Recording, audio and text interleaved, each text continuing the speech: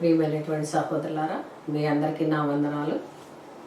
పోయిన వారం మనం దేవుడు ఎటువంటి వాడు అనే విషయం మీద 2 నిమిషాలు మాట్లాడుకున్నాం. ఇప్పుడు 3వ అంశం, కాపాడటానికి సమర్థుడు అనే అంశం మీద ఈరోజు మనం మాట్లాడుకుందాం. ప్రియ సహోదరులారా, ఆయన కాపాడటానికి సమర్థుడు, శక్తివంతుడు.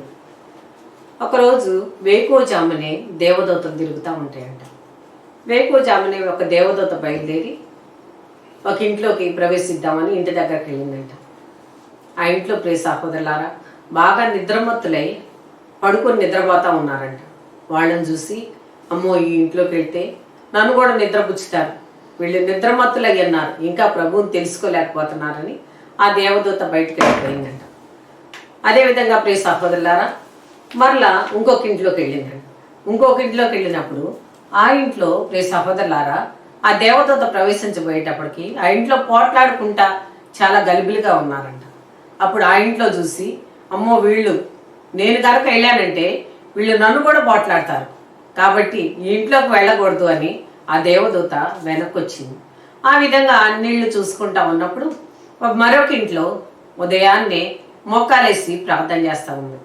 ఇటువంటి ఇల్లు నాకు కావాలి, ఈ ఇంట్లో నిజంగా దేవుణ్ణి ఎంతో ప్రేమిస్తున్నారు అని ఆ ఇంట్లోకి ప్రవేశించి ప్రియ సహోదరులారా, వాళ్లతో పాటే ఆ దేవదూత వాళ్ళకి కనపడకుండానే మోకాలు ఉంచింది.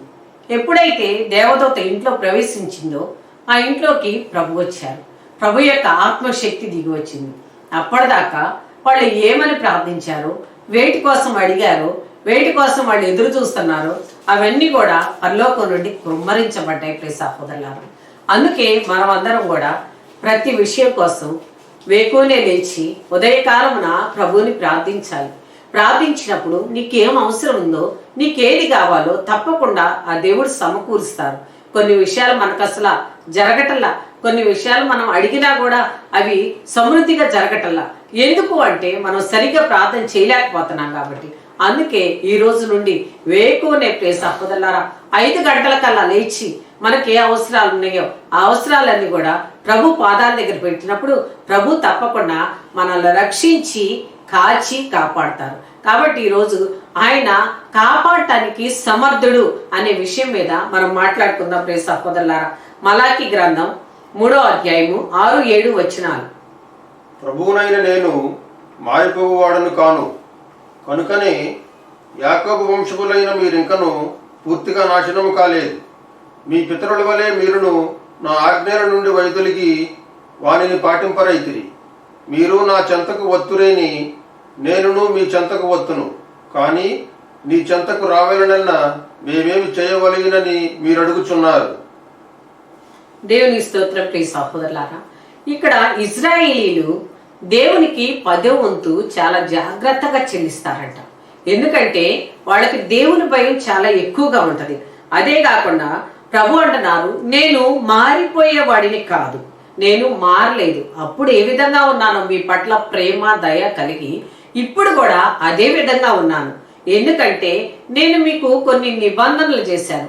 ఆ నిబంధనల మూలంగా మీరు దేవుని యొక్క ఆజ్ఞ మీరినప్పటికీ, దేవునికి విరుద్ధంగా ప్రవర్తించినప్పటికీ, దేవునికి వ్యతిరేకంగా ప్రవర్తించినప్పటికీ నా ఆజ్ఞను నేను పాటించటానికని మిమ్మల్ని శపించకుండా దీవిస్తానే ఉన్నాను అని చెప్తున్నారు. వారిని నెరవేర్చడానికి కృతనిశ్చయుడై ఉన్నాడు ప్రభు, కృతనిశ్చయుడై ఉన్నాడు. మన ప్రభు కూడా మనల్ని ఆ విధంగానే ప్రియ సహోదరులారా, మనల్ని ఎట్లా పడితే అట్లా చిన్న పాపాలు జ్ఞాపకం చేసుకొని, లేకపోతే మనం చేసే పనులను జ్ఞాపకం చేసుకొని మనల్ని శపించటం, మనల్ని ఇబ్బంది పెట్టడం, మనల్ని బాధ పెట్టడం చెయ్యరు ప్రియ సహోదరులారా. ఆయన అంటున్నారు, నేను నీ పట్ల ఒక నిబంధన చేసుకున్నాను, ఆ నిబంధన ప్రకారంగా నిన్నెప్పుడు కూడా ఎల్లవేళలా కాపాడే సమర్థుణ్ణి, నేను కాపాడగల వాడిని అని ప్రభు నొక్కి ఒక్కాడిస్తున్నారు. కాబట్టి భయపడబాకు, కాపాడే దేవుడు ఉన్నాడు. ఖచ్చితంగా మనకొక దేవుడు ఉన్నాడు, ఆయన మనల్ని కాపాడతాడు, తప్పకుండా దీవిస్తాడు అనే ఒక పట్టుదలతో, అనే ఒక నిజమైన నమ్మకంతో ప్రార్థించినప్పుడు దేవుడు తప్పకుండా మనకు సహాయం చేస్తాడు. హెబ్రీయులకు రాసిన పత్రిక 13వ అధ్యాయం 8వ వచనం. నిన్నను నేడును ఎన్నడును యేసుక్రీస్తు ఒకే రీతిగా ఉండును. ప్రియ సహోదరులారా, ఆయన చెప్తున్నాడు యేసు ప్రభు, నిన్న నేడు నిరంతరం ఒకే రీతిగా ఉన్నాను నేను అని చెప్తున్నారు. ప్రియ సహోదరులారా, ఆయన గొప్పవాడు. ఆయన అటు ఇటు మార్చుకునే దేవుడు కాదు. కాబట్టి ఒకవేళ మనకు పని కానప్పుడు మనం అంటాం, దేవుడు నా మొర ఆలకించట్లేదు, దేవుడు నన్ను చూడలేదు, దేవుడు నన్ను ఆలకించట్లేదు కాబట్టి విడిచిపెట్టారు, అందుకే నాకు ఏ క్రియ కూడా కావటం లేదు అంటున్నారు. లేదు ప్రియ సహోదరులారా, ఆయన నిన్న నేడు నిరంతరం ఒకే రీతిగా ఉన్న దేవుడు. కాబట్టి మనలో మార్పు, మనలో ప్రార్థన లేదు, మనలో జారిపోతున్నాం, మనలో సరైనటువంటి విశ్వాసం లేదు, దానికోసమే మనం ఏది సంపాదించుకోలేకపోతున్నాం. కానీ క్రీస్తు ఒకే రీతిగా ఉన్నాడు, క్రీస్తు ఒకే రీతిగా ఉన్నాడు. కాబట్టి భయపడకుండా అడుగు అని ప్రభు చెప్తా ఉన్నారు. హెబ్రీయులకు రాసిన పత్రిక 1వ అధ్యాయము 12వ వచనం. వానిని నీవు అంగీ వలె మడిచివేయుదు, అవి దుస్తుల వలె మార్చబడును, కానీ నీవు ఎల్లవేళలా ఏకరీతిగా నుందువు, నీ ఆయుష్యునకు అంతము లేదు అనియు దేవుడు చెప్పెను. దేవుని స్తోత్రం. ప్రియ సహోదరుల, భూమి ఆకాశాలను సైతం మారతాయి, మార్పు చేయగలడు, కానీ ఆయన మాత్రం మారడు. ప్రియ సహోదరులారా, ఆయనలో మార్పు లేదు, ఆయనలో ఎల్లవేళలా ఒకే రీతిగా ఉన్నాడు. ఆయన ఎప్పుడు కూడా మనల్ని ఒకే ప్రేమతో ఒకే రకంగా చూస్తూ ఉన్నాడు. ప్రియ సహోదరులారా, కాబట్టి ఆయన మారడు. ఆయన ఏ రీతిగా ఉన్నా సరే తప్పకుండా మనల్ని రక్షిస్తాడు, దీవిస్తాడు, ఆశీర్వదిస్తాడు. కాబట్టి ఆయన మార్పు చెందే దేవుడు నువ్వు అనుకుంటున్నావేమో, లేదు, ఆయన మారని దేవుడు, ఏకరీతిగా ఉన్న దేవుడు అని మనల్ని హెచ్చరిస్తున్నాడు. అదేవిధంగా హెబ్రీయులకు రాసిన పత్రిక 7వ అధ్యాయము 24, 25 వచనాలు. కానీ యేసు శాశ్వత జీవి కనుక ఆయన సదా యాజకత్వము కలిగి ఉన్నాడు. ఆయన ప్రజల పక్షమున దేవునికి మనవి చేయుటకు శాశ్వత జీవి అయి ఉన్నాడు. కావున తన ద్వారా దేవుని చేరువారిని రక్షించుటకు ఆయన ఇప్పుడును ఎల్లప్పుడును ఆయన సమర్థుడే. దేవుని స్తోత్రం. ప్రియ సహోదరులారా, ఆయన శాశ్వతమైన వాడు కనుక సదా యాజకత్వం కలిగి ఉంటాడు. ఆయన శాశ్వతమైన వాడు కాబట్టి మనకి యజమాని, మనకి యాజకత్వం గలవాడు. ఒక స్త్రీకి, ఒక పురుషునికి, ఒక పిల్లవాడికి, పెద్దవాడికి అని కాదు ప్రియ సహోదరులారా, ప్రపంచానికంతా కూడా ఆయన యాజకత్వం వహిస్తున్నాడు. ఆయన నాయకుడిగా ఉన్నాడు. కాబట్టి మనం అడగాలి కానీ ఏదైనా ఇస్తాడు. ఆయన ప్రజల పక్షాన మనవి చేసి శాశ్వత జీవాన్ని ఇస్తాడు. ఆయన మన పక్షాన తండ్రికి మనవి చేస్తా మధ్యవర్తిగా ఉన్నాడు ప్రియ సహోదరులారా. కాబట్టి ఆయన నిన్న నేడు నిరంతరం ఒకే రకంగా ఉన్నాడు. ఆయన మారే దేవుడు కాదు, భయపడబాకు. ఆయన మారడు. నీ పట్ల ఎంత తప్పు చేసినా, ఎన్ని మనం దేవునికి వ్యతిరేకంగా ప్రవర్తించినా కూడా ఆయన మనల్ని మరలా మార్చుకొని తన వైపు చూసేటట్లుగా చేస్తాడు తప్ప ఆయన ఎన్నడూ కూడా మారడు. మనల్ని కాపాడటానికి ఇప్పుడు ఎల్లప్పుడూ సమర్థవంతుడిగా ఉన్నాడు. మనల్ని కాపాడటానికి ఇప్పుడు ఎల్లప్పుడూ, ఇక మనం మరణించే అంతవరకు కూడా సమర్థవంతుడిగా మన వెంటే ఉంటున్నాడు. మనల్ని కాపాడటానికి మన వెంటే ఉంటున్నాడు. కాబట్టి ప్రియ సహోదరులారా, నీ వెనక ఒక ఆయన ఉన్నాడు, నీ ముందు ఒక ఆయన ఉన్నాడు, నీ ప్రక్కలో ఒక ఆయన ఉన్నాడు, నీ మీద ఒక ఆయన ఉన్నాడు. భయపడబాకు. నిన్ను రక్షిస్తున్నాడు, నిన్ను దీవిస్తున్నాడు, నిన్ను ఆశీర్వదిస్తున్నాడు, నిన్ను కాపాడటానికి సమర్థుడైన వాడు, ప్రపంచాన్నంతా గుప్పెట్లో పెట్టుకున్న గొప్ప దేవుడు నిన్ను కాపాడటానికి సమర్థవంతంగా నీ దగ్గర ఉన్నాడు. కాబట్టి భయపడవాకు.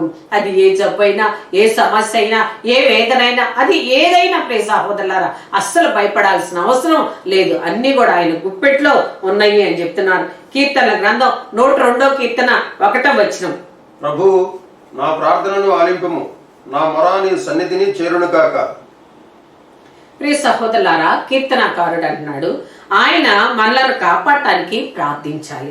ప్రియ సహోదరులారా, నా ప్రార్థన ఆలకించు. మనం ఎప్పుడు కూడా ప్రార్థన చేయాలి ఒకటే పనిగా. కీర్తనకారుడు ఏ విధంగా ప్రార్థించాడో అదే విధంగా మనం కూడా ప్రార్థించాలి. ఏమని? ప్రభువా, నా ప్రార్థన ఆలకించయ్యా, నా ప్రార్థన, నా మొర ఆలకించయ్యా, నా మొర నీ సన్నిధికి చేరును గాక.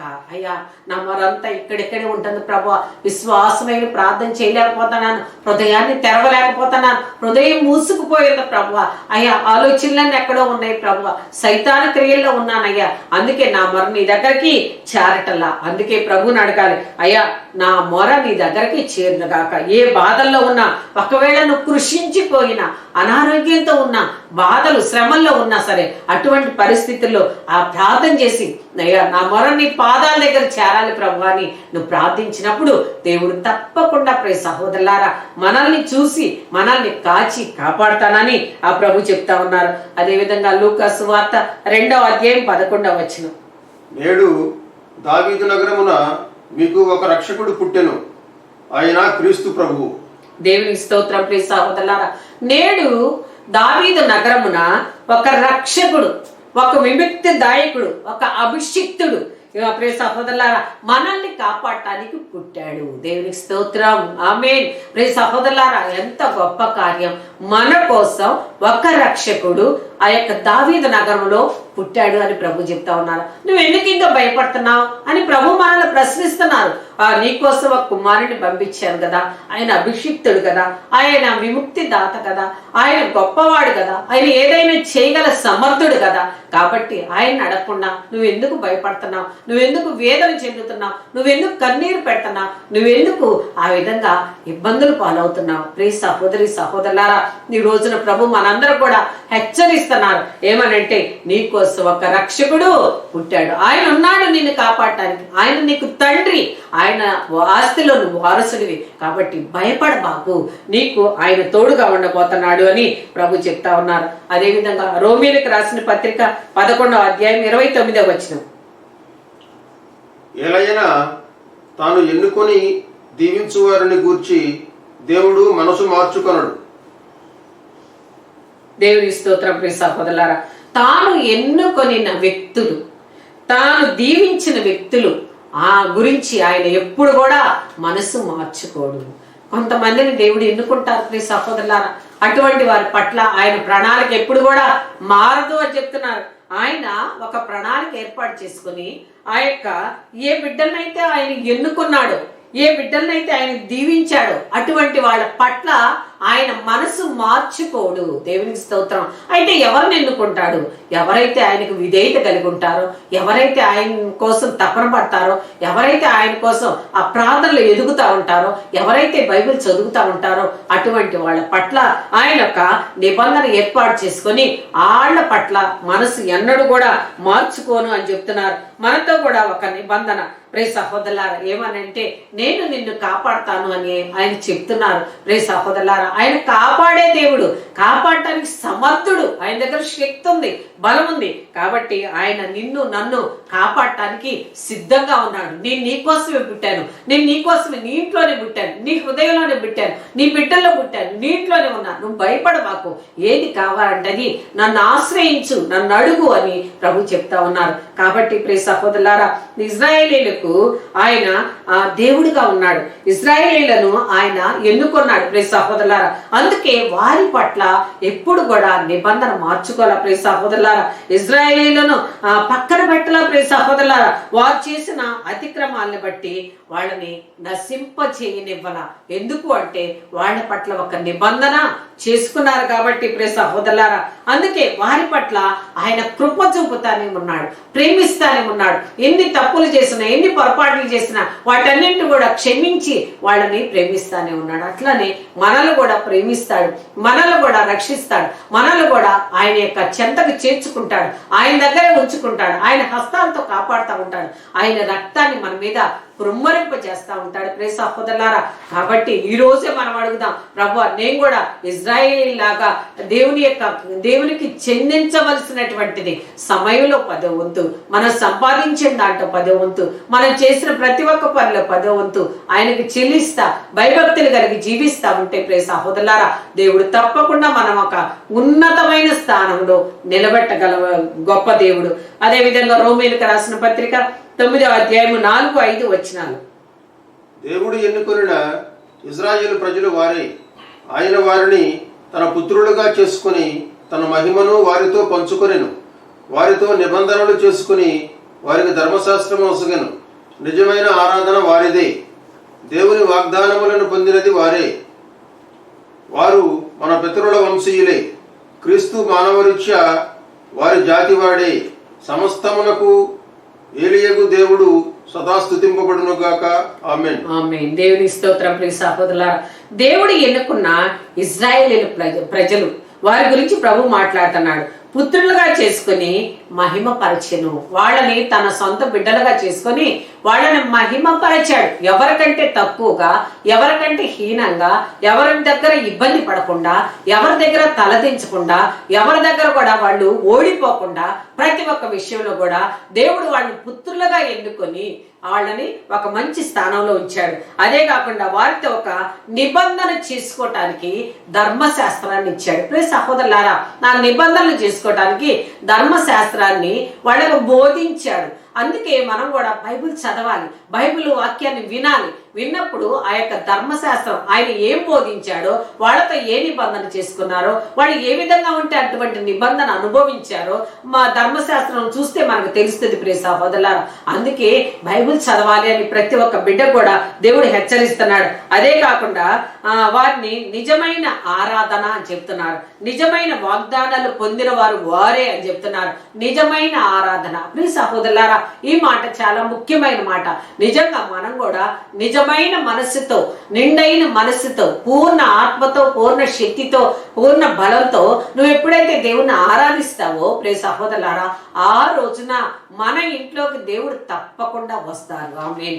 తప్పకుండా మనల్ని చూస్తారు. ప్రియ సహోదరులారా, వాళ్ళకి ఆ చూసిన ఆ ఆరాధనని చూసి ఆయన పొంగిపోయి కొన్ని వాగ్దానాలు ఇచ్చారు. అందుకే వాళ్ళు బై మిస్టేక్ ఏదైనా పొరపాట్లు చేసినప్పటికీ వాళ్ళ వాగ్దానాలను ఆయన వెనక్కి తీసుకోకుండా, వాళ్ళ మీదకి శాపాలు పంపించకుండా దీవించి ఆశీర్వదించారు. ప్రియ సహోదరులారా, అట్లనే మనం కూడా ఏదైనా బై మిస్టేక్ చేసిన, పొరపాట్లు చేసిన ప్రియ సహోదరులారా, ఏ శాపము మన దగ్గరకు రాకుండా ఉండడానికి మనం నిజమైన ఆరాధన, మంచి ఆరాధన చేసినప్పుడు ఆయన యొక్క వాగ్దానాలను మనం పొందుకోగలుగుతాం.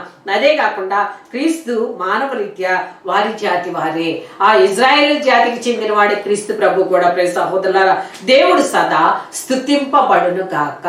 నీ ఇంట్లో వేరే స్థుతి ఏమన్నా ఉందా?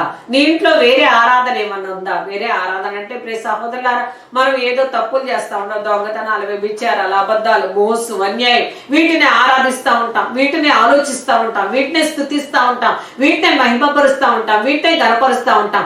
ఏదైనా కష్టం వచ్చినప్పుడు మాత్రం ప్రభు ఎక్కడున్నారా అని ఆలోచిస్తాం. అందుకే ప్రభు అంటున్నారు, నువ్వు ఎక్కడైనా ఏదైనా వేరే ఆరాధనలు ఉంటే ఆరాధనలన్నీ మానుకొని నిజమైన ప్రభువుని స్తుతించి ఆరాధించినప్పుడు నీ ఇంట్లో గొప్ప కార్యాలు జరుగుతాయి. అదే కాకుండా ప్రభు చెప్తున్నాడు, దేవుడు సదాకాలము స్తుతించబడును గాక. ఏ ఇంట్లో అయితే సదాకాలం స్తుతిస్తారో ఆ ఇంట్లో దేవుని యొక్క కృప, దేవుని యొక్క కృమ్మరింపు ఉంటది అని చెప్తున్నారు. అదే విధంగా యాకోబు పత్రిక 1వ అధ్యాయం 17వ వచనం, అన్ని మంచి వరములను, అన్ని సమగ్ర బహుమానములను పరలోకము నుండియే ప్రసాదింపబడును. జ్యోతిర్మండలమును సృష్టించిన ఆ దేవుని నుండియే అవి పుట్టును. ఆయన మార్పు నందడు, తిరేహుతుడై చీకటిని కలిగింపడు. దేవుని స్తోత్రం. ప్రియ సహోదరులారా, మనల్ని కాపాడటానికి అన్ని వరాలు, అన్ని బహుమతులు పరలోకము నుండి వచ్చేయే. దేవునికి స్తోత్రం. నీకు స్వస్థత కావాలా, నీకు ఆస్తి కావాలా, నీకు బిడ్డలు కావాలా, నీకు సంపదలు కావాలా, ఏది కావాలన్నా అవి ఎక్కడి నుండి వస్తాయి అంటే మనం గ్రహించలేని విషయం ఏంటంటే ప్రభు చెప్తున్నారు, అవన్నీ కూడా పరలోకము నుండి రావాల్సిందే. దేవునికి స్తోత్రం. నువ్వు ఎంతమంది డాక్టర్ల దగ్గర తిరిగినా, ఎంతమంది దగ్గరికి ఏమి చేసినా ప్రియ సహోదరులారా, ఖచ్చితంగా పరలోకం నుండే అవి రావాలి అని నువ్వు గ్రహించాలన్నారు. మీకు మేలు కొరకై మీరు నశించిపోకుండా. ప్రియ సహోదరులారా, ఆయన అంటున్నాడు, ఇదిగో సృష్టికర్త అతడే, అతడు పంపబడినవాడు. ప్రియ సహోదరులారా, ఆయన సృష్టికర్త, ఆయన పంపబడిన ఒక దేవుడు, మార్పు నొందని దేవుడు, చీకటి కలిగించని దేవుడు. నీ ఇంట్లో ఒకవేళ చీకటి శక్తులు ఉన్నాయా? నీ ఇంట్లో అన్ని కార్యాలు చీకట్లోనే ఉన్నాయా? అవి వెలుగులోకి రావలేకపోతున్నాయా? అన్ని కూడా ఆలోచించి ప్రియ సహోదరులారా, సృష్టికర్త నుండి అవి పంపబడుతున్నాయి అని గ్రహించి ఆ సృష్టికర్తని మనం వేడుకోవాలి. యేసు ప్రభువుని పదే పదే ప్రార్థన చేసినప్పుడు నీ ఇంట్లో ఏ శక్తి, చీకటి శక్తి బంధించిందో, ఏ కార్యం నేను ఎదురు తిరుగుతుందో, ఏ కార్యం నీకు జరగటలేదో ఆ కార్యాన్ని ప్రియ సహోదరులారా ఆయన పరలోకం నుండి పంపిస్తారు అని ప్రభు చెప్తా ఉన్నారు. ఎఫెసీయులకు రాసిన పత్రిక 3వ అధ్యాయం 1వ వచనం, ఇందువలననే అన్యులకు మీ కొరకై యేసుక్రీస్తు బందీనైన పౌలునగు నేను దేవుని ప్రార్థించుచున్నాను. దేవునికి స్తోత్రం. ప్రియ సహోదరులారా, దేవుని ఎరగని వారి కోసం పౌలు ప్రార్థన చేశారంట. దేవుని ఎరగని వారి కోసం అనేక మంది అన్య జనాంగం ఉన్నారు, వాళ్ళ కోసం కూడా పౌలు గారు ప్రార్థన చేశారంట. మీ మేలు కొరకై, మీరు నశించిపోకుండా ఉండటం కొరకై, కాపాడటం కొరకై నేను ప్రార్థన చేస్తున్నాను. నశించిపోతున్నారు, దేవుని ఎరక్క, దేవుని యొక్క క్రియలు తెలియక, దేవుని యొక్క గొప్ప కార్యాలు తెలియక ప్రియ సహోదరులారా నశించిపోతున్నారు. అటువంటి నశించిపోయే వాళ్ళ కోసం ప్రియ సహోదరులారా పౌలు గారు ప్రార్థన చేశారు. మన ఇంట్లో ఎవరైనా ప్రార్థన లేకుండా నశించిపోతున్నారా? మన ఇంట్లో ఎవరైనా బైబిల్ చదవలేకపోతున్నారా? మన ఇంట్లో ఎవరైనా దేవునికి విరుద్ధంగా ప్రవర్తిస్తున్నారా? మన ఇంట్లో ఎవరైనా ఆ దేవునికి విరుద్ధమైన మాటలు మాట్లాడుతున్నారా? మన బంధువులు ఎవరైనా మాట్లాడుతున్నారా? ప్రియ సహోదరులారా అటువంటి వాళ్ళందరి కోసం, దేవునికి సమయం ఇవ్వలేని వాళ్ళ కోసం, దేవుని వైపు చూడలేని వాళ్ళ కోసం, బైబిల్ చదవలేని వాళ్ళ కోసం, అందరి కోసం కూడా ప్రియ సహోదరులారా మనం కూడా ప్రార్థన చేయాలి. నశించిపో ఆత్మలకు ప్రియ సహోదరులారా ఒక రహస్య ప్రణాళికను పౌలు గారు బహిర్గతం చేసి ప్రియ సహోదరులారా రక్షణ కోసం ప్రార్థించారు. ఆయన కాపాడటం కోసం వాళ్ళందరినీ కూడా ప్రార్థన చేశారు. మనం కూడా ప్రియ సహోదరులారా అందరి కోసం ప్రార్థన చేయాలి. అబ్రహాము విశ్వసించి సంతానం పొందాడు. ఆకాశము లో నక్షత్రాలు ఎంత విస్తారంగా ఉన్నాయో అంత విస్తారమైనటువంటి ఆ యొక్క సంతానాన్ని ఆయన పొందగలిగాడు. అదేవిధంగా మనం కూడా ఎవరైతే నశించిపోతున్నారో వాళ్ళందరి కోసం మనం ప్రార్థన చేసినప్పుడు, అది మన ఇంట్లో అయినా, మన బంధువులైనా, మన సంఘస్థులైనా ఎవరైనా సరే వాళ్ళ కోసం ప్రార్థన చేసినప్పుడు వాళ్ళు కూడా అంత విస్తారమైన దేవుని యొక్క దీవెనలు పొందుకుంటారు. ప్రియ సహోదరులారా యోబు గ్రంథం 2వ అధ్యాయం 8వ వచనం. యోబు కసముద్రిక మీద కూర్చుండి చిల్ల పెంకుతో తన కురుపులను గోకికోనారంభించెను. దేవుని స్తోత్రం. ప్రియ సహోదరులారా యోబు శరీరాన్ని, యోబు భక్తుడు, యోబు విశ్వాసి అయినా గాని సైతాను పోయి ప్రభు దగ్గర అంటుంది, ఇదిగో నా బిడ్డ యోబును చూసావా భూలోకంలో ఎంత మంచివాడు అని ప్రభు సాక్ష్యం పలికినప్పుడు సైతాన్ చెప్తుంది, అన్నీ ఇస్తే అందరూ మంచిగానే ఉంటారులే అని. అప్పుడు వెంటనే సైతాన్తో ప్రభు చెప్తున్నారు, ఇదిగో ఆ యొక్క యోబు ప్రాణం తప్ప ప్రతి ఒక్కటి నీకు అప్పచెబుతున్నాను, వెళ్ళి చూసుకోమన్నారు. అయినా కానీ నా బిడ్డ దారి తొలగడని ప్రభు గట్టిగా మాట్లాడాడు. ప్రియ సహోదరులారా ఆ విధంగా సైతాన్ వెళ్ళి శరీరానికి రోగం పుట్టించింది. ఆ శరీరానికి యోబు శరీరం సైతాన్ ఆక్రమించుకుంది. అటువంటి శరీరాన్ని చిల్ల పెంకులతో గీక్కోవటం ప్రారంభించి ప్రియ సహోదరులారా బాధపడుతున్నాడు. ఆ భక్తుడైనటువంటి ఆ యోబు ఆరోగ్యాన్ని పోగొట్టుకున్నాడు, బిడ్డలు పోగొట్టుకున్నాడు, ఆస్తిని పోగొట్టుకున్నాడు, భార్యను పోగొట్టుకున్నాడు, అన్ని పోగొట్టుకున్నాడు. అయినప్పటికీ ఆయన వెనుకకు తిరగకుండా, ప్రభువా మీరే ఇచ్చారు, తిరిగి మీరే తీసుకున్నారు, నీకే వందనాలయ్యా, ఇవన్నీ నాయ కాదు నీయే ప్రభువా, మీరు ఇచ్చారు నేను తీసుకున్నా, మళ్ళీ మీరు తీసుకున్నారు, నీకే స్తుతి కలుగును గాక, నీకే స్తోత్రమయ్యా అని ఆ బిడ్డ ఎంతో గొప్పగా ప్రియ సహోదరులారా ఘనంగా చెప్పారు. అదే కాకుండా యోబు గ్రంథం 42వ అధ్యాయం 10వ వచనం. యోబు తన ముగ్గురి మిత్రుల కొరకు ప్రార్థన చేసిన పిదప ప్రభువు అతనిని మరలా సంపన్నులు చేసెను, పూర్వము కంటే రెట్టింపుగా సిరి సంపదలను దయచేసెను. దేవుని స్తోత్రం. ప్రియ సహోదరులారా ఆ యొక్క యోబుకి 3 మిత్రులు ఉన్నారు. ఆ 3 మిత్రుల కోసం యోబు ఎప్పుడైతే ప్రార్థించాడో ప్రియ సహోదరులారా ఏదైతే కూలిపోయాడో, ఏదైతే ఇబ్బందులు పాలయ్యాడో వాటన్నింటిని కూడా 2 అభిషేకాన్ని పొందాడు. దేవునికి స్తోత్రం. ప్రియ సహోదరులారా అన్నిటినీ 2 అంతకు ముందు ఉన్నదానికంటే ఇంకా రెట్టింపు పొందాడు ప్రియ సహోదరులారా. కాబట్టి మనం కూడా ప్రియ సహోదరులారా ఏదన్నా చిన్న కష్టం వచ్చినప్పుడు ద్రవిద్ర ప్రార్థన చేసి, నా దేవుడు నాకేమిటి ఇవ్వటం లేదు, ఏం దేవుడు అండి, నేను దేవుడు కాదు, ఇక్కడ కాదు, లేకపోతే ఇంకో చోట, లేకపోతే ఈ దేవుడు కాదు, లేకపోతే ఆ దేవుడు, ఏదేదో గలిబిలైపోతా ఉంటాం ప్రియ సహోదరులారా. కానీ ఇక్కడ నువ్వు నిలబడగలిగాడు, యోగు నిక్కచ్చిగా ఉండగలిగాడు.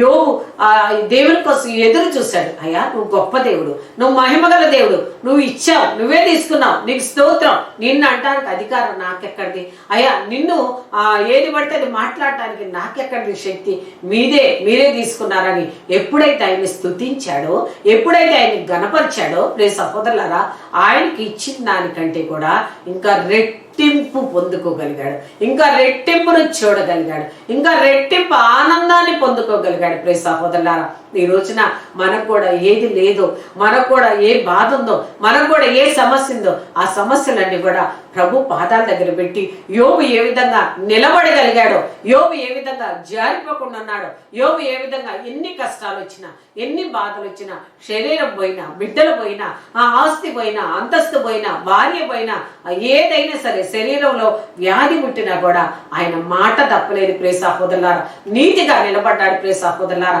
ఆ నీతి కోసం ఎప్పుడైతే నిలబడ్డాడో దేవుడు ఇంకా అంతకు ముందే అవన్నీ కూడా రాకముందే ఆస్తి అంతస్తులు తొలదూగేటప్పుడే ప్రియ సహోదరులారా నీతిగా నిలబడ్డాడు. కాబట్టే ప్రభు చెప్తున్నాడు సైతానికి, భూలోకంలో యోబు అనే ఒక బిడ్డ ఉన్నాడు, చూసావా, ఆ బిడ్డ నా బిడ్డ ఎన్నటికీ దారి తప్పడు, మాట తప్పడు అని సాక్ష్యం చెప్పగలిగాడంటే నిజంగా ఎంత గొప్ప కార్యం. ప్రియ సహోదరులారా, మనం అంతటి వాళ్ళం కాకపోవచ్చు కానీ ప్రతిరోజు కూడా అడగాలి, ప్రతిరోజు కూడా ప్రభువా యోబులాగా నన్ను మార్చయ్యా, యోబులాగా ప్రార్థన చేసే శక్తి అయ్యా.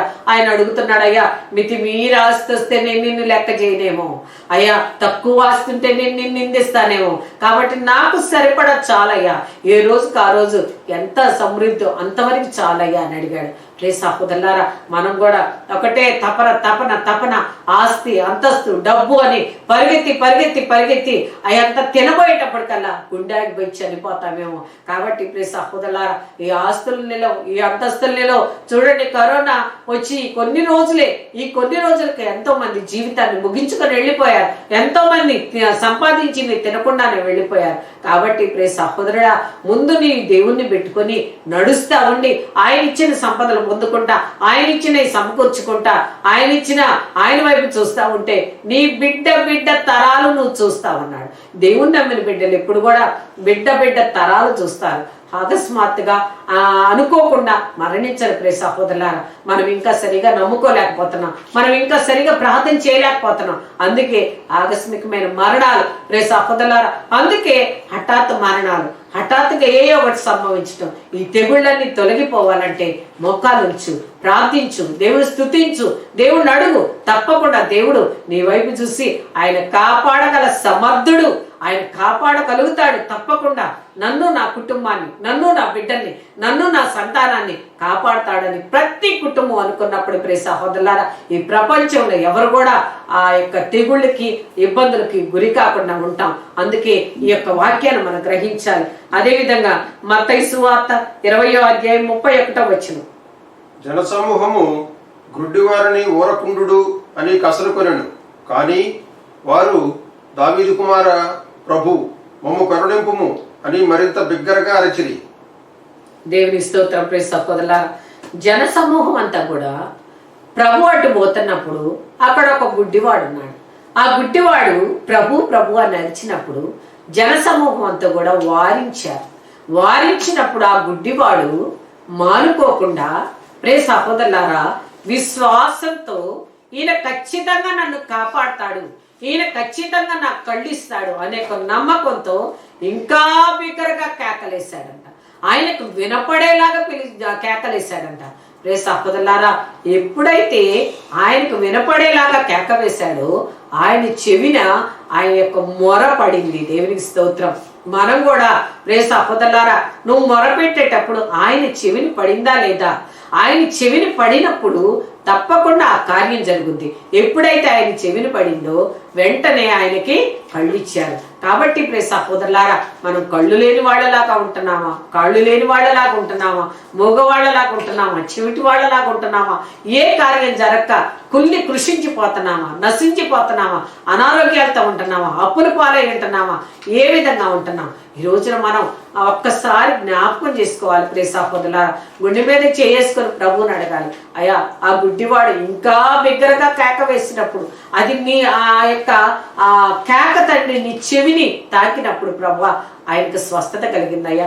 నా ప్రార్థన, నా మొర నీ చెవిని తాకటం లేదేమో ప్రభువా, అందుకే నాకు ఏ కార్యం కూడా జరగట్లేదయ్యా. నీ చిత్తం అయితే ప్రభువా ఈ సమయంలో తండ్రి నా యొక్క కార్యాలు జరగాలంటే, నా యొక్క పనులు జరగాలంటే నా ప్రార్థన, నా మొర నీ చెవిని తాకాలేసయ్యా. తాకినప్పుడే ఆ కార్యం ఖచ్చితంగా జరుగుద్ది ప్రభు అని మనం ఒక నమ్మకంతో ప్రియ సహోదరులారా అడగాలి. ఎప్పుడైతే మనం నమ్మకంతో ప్రభుని అడుగుతామో అప్పుడు ఆ ప్రభు మనల్ని దీవిస్తారు, ఆశీర్వదిస్తారు, తప్పకుండా మన కార్యాలన్నీ కూడా జరిగిస్తారు. ప్రియ సహోదరులారా ప్రార్థన చేసుకుందాం. ప్రభువా అయ్యా, ఇదిగో తండ్రి, ఈ సమయంలో ప్రభువా మేము అడుగుతున్నామయ్యా. అడగండి నీకు ఇస్తానన్నాం, వెదకండి నీకు దొరుకుతుందన్నాం, తట్టండి మీకు తెరవబడుతుందని చెప్పావు తండ్రి. నీకు స్తోత్రం. నీ చిత్తమైతే నాయన ఇదిగో ప్రభువా మేము అడుగుతున్న ఈ సమయంలో తండ్రి అయ్యా, మమ్మల్ని అసలు ఎందుకు సృజించావు అయ్యా? కేవలం డబ్బు సంపాదించడానికైనా, లేకపోతే తిని త్రాగటానికైనా, లేకపోతే ప్రభువా ఈరోజు ఒక జబ్బు, రేపు ఒక బాధ, ఎల్లుండొక బాధ, మా శరీరం వైపు చూసుకుంటా మా జీవితాన్ని బిళ్ళలేసుకుంటా హాస్పిటల్లో తిరుగుతా ఉండి అయ్యా గడుపుకోవటానికైనా? లేదు ప్రభువా. అయ్యా నీకు స్తోత్రం. నిన్ను స్తుతించాలి, నిన్ను ఆరాధించాలి, నిన్ను ఘనపరచాలి అయ్యా. మా పని ప్రభువా తింటం, తాగటం, సంపాదించటం, మందులు వాడుకోవటం, హాస్పిటల్కి తిరగటం కాదు కానీ ప్రభువా మా వైపు మేము చూసుకోకుండా తండ్రి నీ వైపు చూస్తా ఎప్పుడైతే మొరపెడతామో తండ్రి మా వైపు మీరు చూస్తారయ్యా. మాకున్న శ్రమలు, మాకున్న కష్టాలు, మాకున్న బాధలు, మాకున్న వేదనలు, మాకున్న రోగాలు ప్రతి ఒక్కటి కూడా ప్రభువా మీరే తీరుస్తారు తండ్రి. నీకు స్తోత్రం. మీరు ఎప్పుడైతే నా వైపు చూస్తారో నేను మీ వైపు చూసి మీకున్న సమస్యలన్నీ తీసివేస్తానని చెప్పావయ్యా. అవునయ్యా నీకు స్తోత్రం. నీ చిత్తమైతే నాయన మాకున్న సమస్యలు, మాకున్న బాధలన్నీ కూడా చూడండి దేవా. నీకు స్తోత్రం అయ్యా. ఈ ప్రపంచాన్ని పట్టి పీడిస్తున్న కరోనాను కూడా చూడండి అయ్యా. నీకు స్తోత్రం. నీ చిత్తమైతే నాయన ఈ కరోనాని స్వస్థపరచండి అయ్యా. ఈ కరోనాని తొలగించండి అయ్యా. అయ్యా ఈ యొక్క తెగుల్ని తొలగించండి తండ్రి. ఈ తెగుల్ని దూరపరచండి తండ్రి. మా ప్రపంచాన్ని కాపాడండి అయ్యా. మా దేశాన్ని కాపాడండి అయ్యా. మా రాష్ట్రాన్ని కాపాడండి అయ్యా. అయ్యా మా జిల్లాలను కాపాడండి అయ్యా. మా గ్రామాలను కాపాడండి తండ్రి. ప్రతి ఒక్క సంఘంలోకి మీరు వెళ్ళండి ప్రభు. అయ్యా దేవాలయాలు మూసేసి ఎన్నో రోజులు ప్రభు. అయ్యా దేవాలయాల్లో యాజకత్వం జరగట్లేదు ప్రభు. నీకు స్తోత్రం అయ్యా. ఇది మంచి చెడ్డో మాకు తెలియట్లేదు ప్రభు. అయ్యా క్షమించండి. మా పాపాలే ఆ విధంగా అడ్డుకున్నాయేమో ప్రభు. అయ్యా క్షమించండి. మీ యొక్క ఉగ్రతను తొలగించండి ప్రభు. అయ్యా మీ ఉగ్రతను తీసివేయండి ప్రభు. మీరు స్వేచ్ఛగా దేవాలయాలకు వెళ్ళి ప్రభు అయ్యా వాక్యాన్ని వినితండి. అక్కడ మిమ్మల్ని మొరపెట్టాలి ప్రభు. నీకు స్తోత్రం. అటువంటి సమయాన్ని దయచేయండి అయ్యా. అయ్యా మా కుటుంబాలను కాపాడండి, మా బిడ్డలను కాపాడండి, మా సమాజాన్ని కాపాడండి, మా సంఘాలను కాపాడండి అయ్యా. మా యాజకుల్ని కాపాడండి. ప్రతి ఒక్కరిని కూడా ప్రభువా నీ కృపలో నిలబెట్టి బలపరిచి దీవించి ఆశీర్వదించండి అయ్యా. నీ ఆశీర్వాదాలతో నింపమని, నీ కృపలో నిలబెట్టి బలపరచమని మా ప్రభు అయిన యేసయ్య పేరిట వేడుకుంటున్నాము తండ్రి. ఆమేన్, ఆమేన్, ఆమేన్.